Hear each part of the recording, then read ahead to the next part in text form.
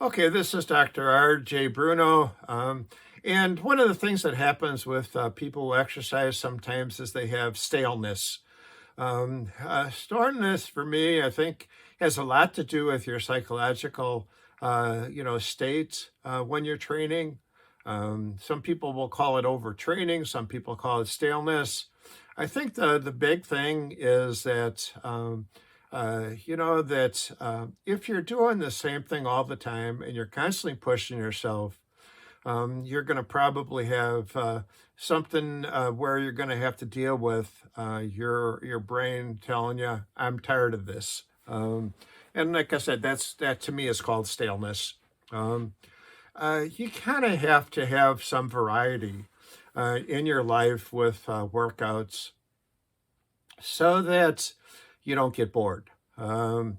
If you do the same exercises all the time, you know, no matter how many exercises you do, let's just say you do 10 on Monday and 10 on Wednesday and 10 on Friday, but if they're always the same exercises, what's going to happen is that you're going to get sick and tired of doing those same 30 exercises. And eventually you're going to need some break or you're going to need some variety.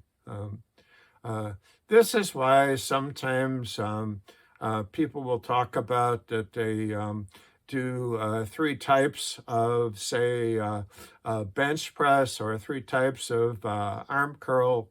They're trying to get some sort of variety in their life so that they don't go stale. Um, they talk about in the weightlifting circles muscle confusion. Yeah, muscle don't care. Muscles don't know anything about confusion, but definitely if you're doing the same thing all the time, you're probably not going to make so much progress. You got to do something to change it up.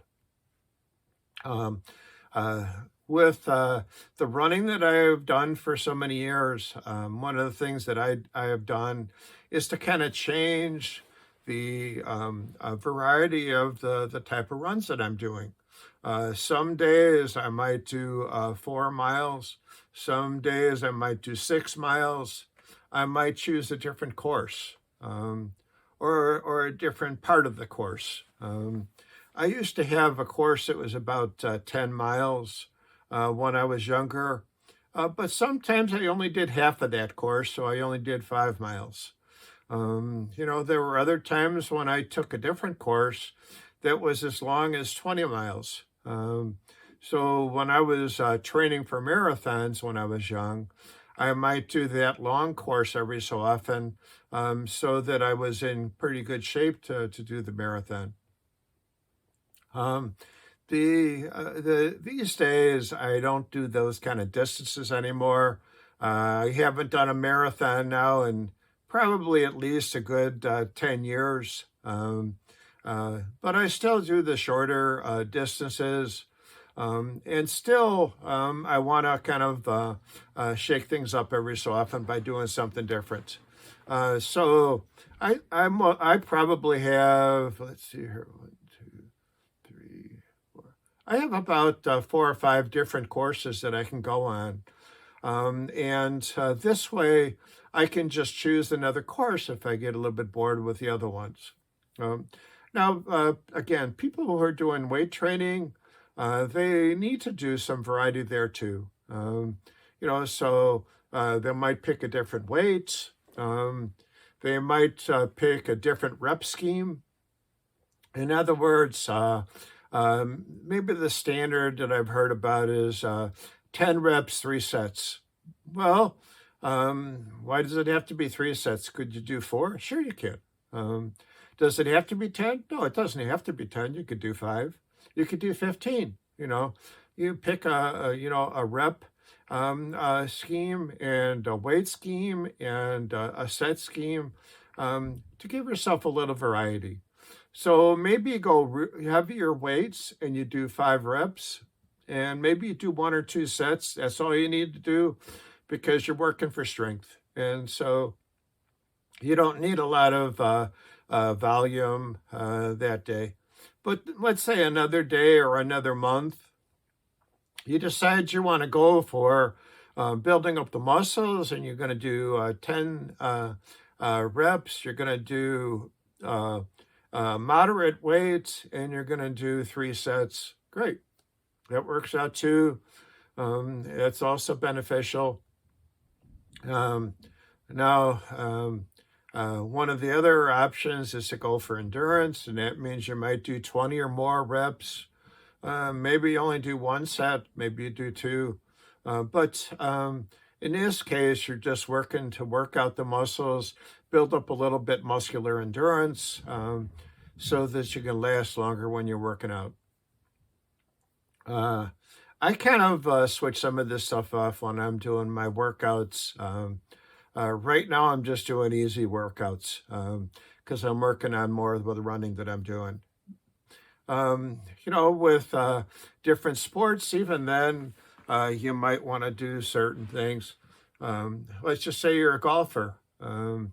If you go out 3 times a week and you're doing 18 holes all the time with the same group of people, after a while it's going to get pretty boring. So you might want to do something else. Maybe you spend the day at the practice area and do some work with your clubs to try to improve your performance. Or maybe instead of doing 18 holes all the time, maybe you do 9 holes sometimes. Or, most courses are 5-par.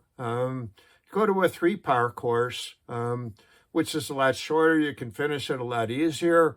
So it's kind of a rest from the 4 or 5 hour workout that you do with the 5-par course.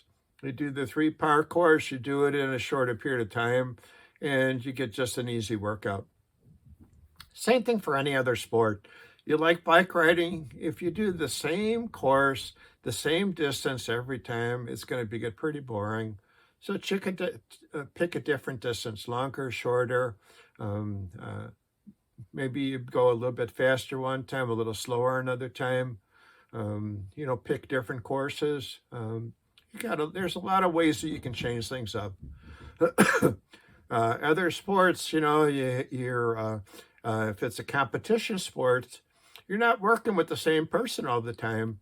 If you're, let's say, in Chicago and you're going to go against a team in Minnesota one week and then the team in Wisconsin the next week, well, you got variety right there. And then, of course, your workouts, that's depending on what the coach is doing, but hopefully the coach is varying the workouts so that you get a nice full workout and that you don't get so bored. In this way, sometimes you work on, different aspects of the sport. Like if you're working out in baseball, maybe do hitting one time, maybe do fielding another time, etc. Okay. So any of is there's an old adage, variety is the spice of life. So hopefully you remember this.